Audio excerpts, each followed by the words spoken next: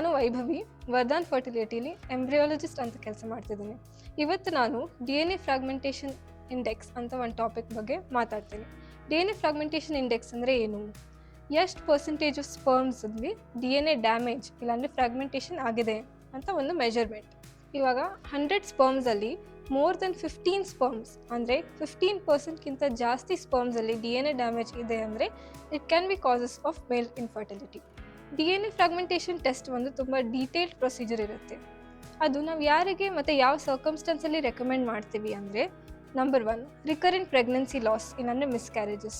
ಯಾವ ಪೇಷಂಟ್ಸಿಗೆ ಜಾಸ್ತಿ pregnancy losses ಆಗ್ತಾ ಇದೆ, ಈವನ್ ದೋ ಎಂಬ್ರಿಯೋ ಕ್ವಾಲಿಟಿ ಚೆನ್ನಾಗಿತ್ತು ಇಲ್ಲ ನ್ಯಾಚುರಲಿ ಕನ್ಸೀವ್ ಆಗಿನೂ may be in the first month second ಮಂತಲ್ಲಿ ಲಾಸ್ ಆಗ್ತಾ ಇದ್ದರೆ, ಮೋರ್ ದೆನ್ 2 or 3 ಲಾಸಸ್ ಇದ್ದರೆ next step DNA fragmentation test ಮಾಡೋಕ್ಕೆ ರೆಕಮೆಂಡ್ ಮಾಡ್ತೀವಿ. ನೆಕ್ಸ್ಟ್ ಅನ್ಎಕ್ಸ್ಪ್ಲೇನ್ಡ್ ಇನ್ಫರ್ಟಿಲಿಟಿ ಅಂದರೆ female parameters, blood tests, uterus, endometrium, ovaries ಎಲ್ಲನೂ ನಾರ್ಮಲ್ ಇದ್ದು, ಸಿವನ್ ಎನಾಲಿಸಿಸ್ ಪ್ಯಾರಾಮೀಟರ್ಸು ನಾರ್ಮಲ್ ಇದ್ದು ಅಂದ್ರೂ ಇನ್ಫರ್ಟಿಲಿಟಿ ಇಲ್ಲಾಂದರೆ ಕನ್ಸೀವ್ ಆಗೋಕ್ಕೆ ಪ್ರಾಬ್ಲಮ್ಸ್ ಆಗ್ತಿರುತ್ತೆ ಅಂದರೆ DNA ಫ್ರಾಗ್ಮೆಂಟೇಷನ್ ಟೆಸ್ಟ್ ಮಾಡ್ಕೊಬಹುದು.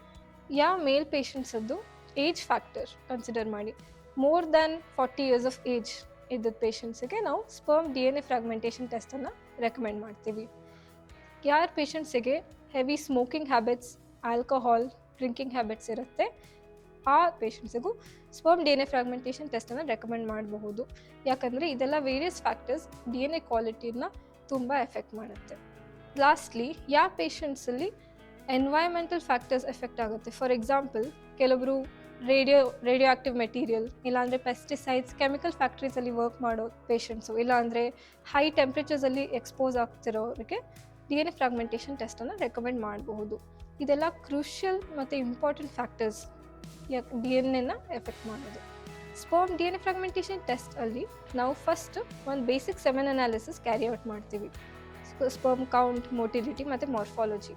ಅದಾಗಿ ಅದರದ್ದು ಇಂಡಿವಿಜುವಲ್ ಸ್ಪರ್ಮ್ಸದ್ದು DNA ಡ್ಯಾಮೇಜ್ ಆಗಿದೆಯಾ ಇಲ್ಲ ಅಂತ ಇವ್ಯಾಲ್ಯೂಯೇಟ್ ಮಾಡಬಹುದು. ಇದು ಒಂದು ತುಂಬ ಇಂಪಾರ್ಟೆಂಟ್ ಮಹತ್ವಪೂರ್ಣ ಟೆಸ್ಟ್. ಯಾವುದು ಫ್ರೀಕ್ವೆಂಟ್ಲಿ ರೆಕಮೆಂಡ್ ಆಗಲ್ಲ, but in cases of unexplained infertility ತುಂಬ ಹೆಲ್ಪ್ ಆಗುತ್ತೆ. In case sperm DNA fragmentation more than 15% ಬಂತು ಅಂದರೆ ಅದಕ್ಕೆ ವೇರಿಯಸ್ ಟ್ರೀಟ್ಮೆಂಟ್ ಫ್ಯಾಕ್ಟರ್ಸ್ ಸ್ಟಾರ್ಟ್ ಮಾಡ್ಬೋದು.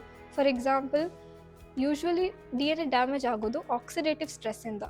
ಇದಕ್ಕೆ ಡಾಕ್ಟರ್ಸ್ ಮೇ ಬಿ ನಿಮಗೆ ಆ್ಯಂಟಿ ಆಕ್ಸಿಡೆಂಟ್ ಟ್ರೀಟ್ಮೆಂಟ್ಸಲ್ಲಿ ಸ್ಟಾರ್ಟ್ ಮಾಡಬಹುದು. ವ್ಯಾರಿಕೋಸೀಲ್ ಅಂತ ಒಂದು ಕಂಡೀಷನ್ ಇರುತ್ತೆ, ಇದು ಸ್ಪರ್ಮ್ಸ್ ಕ್ವಾಲಿಟಿ ಮೇಲೆ ಎಫೆಕ್ಟ್ ಆಗ್ಬೋದು. ಸೊ ವ್ಯಾರಿಕೋಸೀಲ್ ಸರ್ಜರಿ ಇಲ್ಲಾಂದರೆ ಏನಾದರೂ ಬೇರೆ ಟ್ರೀಟ್ಮೆಂಟ್ ಆಪ್ಷನ್ಸ್ ಇದ್ದರೆ ಅದನ್ನು ಟ್ರೈ ಔಟ್ ಮಾಡಬಹುದು. ಲೈಫ್ ಸ್ಟೈಲ್ ಮತ್ತು ಡಯಟ್ ಚೇಂಜಸ್, ಸ್ಮೋಕಿಂಗ್ ಹ್ಯಾಬಿಟ್ಸನ್ನೆಲ್ಲ ನಿಲ್ಲಿಸಿ, ಆಲ್ಕೋಹಾಲನ್ನು ನಿಲ್ಲಿಸಿ, ಹೆಲ್ದಿ ಗುಡ್ ಡಯಟ್ ಅನ್ನು ಫಾಲೋ ಮಾಡಿ ಮತ್ತು ಎನ್ವೈರ್ಮೆಂಟ್ ಟಾಕ್ಸಿನ್ಸ್ ಎಕ್ಸ್ಪೋಜರನ್ನು ಕಡಿಮೆ ಮಾಡಿ. ಫಾರ್ ಎಕ್ಸಾಂಪಲ್, ಪೆಸ್ಟಿಸೈಡ್ಸಲ್ಲಿ ಏನಾದರೂ ಕೆಲಸ ಇದ್ದರೆ ಅದನ್ನು ಒಂದು ಸ್ವಲ್ಪ ಕಡಿಮೆ ಮಾಡಿ at least for a few months sperm DNA ಕ್ವಾಲಿಟಿನ ಇಂಪ್ರೂವ್ ಮಾಡಲು ಸಜೆಸ್ಟ್ ಮಾಡ್ತಾರೆ.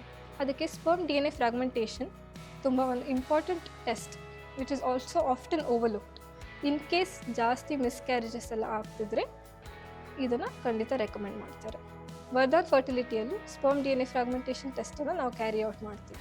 ಸ್ಪರ್ಮ್ DNA ಫ್ರಾಗ್ಮೆಂಟೇಷನ್ ಟೆಸ್ಟ್ ಮೇಲೆ ಇಲ್ಲಾಂದರೆ ಅದ್ರ DNA ಫ್ರಾಗ್ಮೆಂಟೇಷನ್ ಮೇಲೆ ಏನಾದರೂ ಡೌಟ್ಸ್ ಇಲ್ಲಾಂದರೆ ಕ್ವೆರೀಸ್ ಇದ್ದರೆ ವರ್ಧಾನ್ ಫರ್ಟಿಲಿಟಿಯಲ್ಲಿ ಎಕ್ಸ್ಪರ್ಟ್ಸ್ ನಿಮ್ಮನ್ನು ಗೈಡ್ ಮಾಡ್ತಾರೆ. ಈ ಯೂಟ್ಯೂಬ್ ಚಾನಲಲ್ಲೂ ನಾವು ಇದೇ ಥರ ವಿಡಿಯೋಸ್ ರಿಲೀಸ್ ಮಾಡ್ತಾ ಇರ್ತೀವಿ ಬೇರೆ ಬೇರೆ ಟಾಪಿಕ್ಸ್ ಮೇಲೆ. ನೀವು ಚಾನಲನ್ನು ಸಬ್ಸ್ಕ್ರೈಬ್ ಮಾಡಿ.